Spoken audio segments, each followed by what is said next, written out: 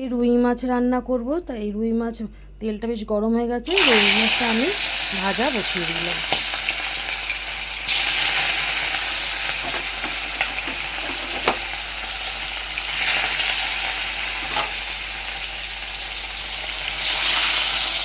মাছটা মাছটা প্রায় ভাজা হয়েই গেছে।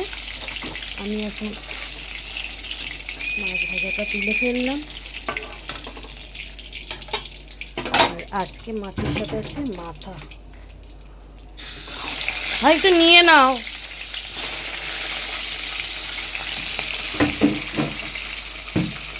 দেখো মাছের মাথাটাও আমার ভাজা হয়ে গেছে। আর একটু দেব কালো জিরে ফোড়ন। আর পটল বেশি ছিল না, দুটো পটল ছিল, ওই দিয়ে আলু পটলের ঝোল করব। আর আজকে একটু পেঁয়াজ দেব।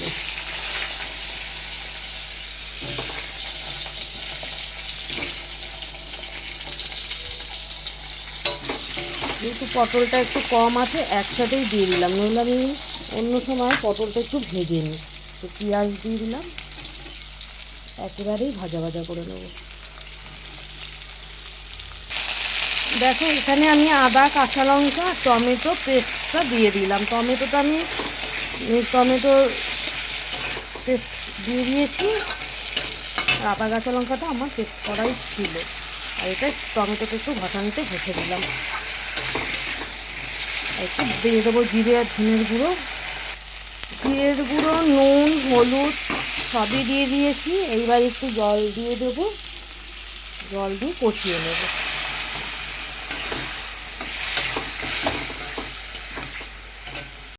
দেখো আমার মাছের ঝোলের মশলা কষানো হয়ে গেছে। আর আমি এবার একটু জল দিয়ে দেবো। তোমরাও কি এরকমভাবেই করো রুই মাছের ঝোল? আমাদের আমি জানি মানে একই রকম রান্না হয়, হয়তো একটু আলাদা, তাও তোমরা জানিও যে কেমনভাবে রুই মাছের ঝোল করো।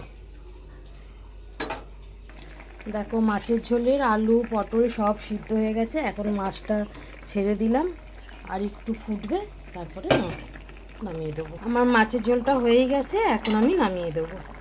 আর ধনেপাতা থাকলে আমি ধনেপাতা দিই, আজকে যেহেতু ধনেপাতা নেই আর দেওয়াও হলো না,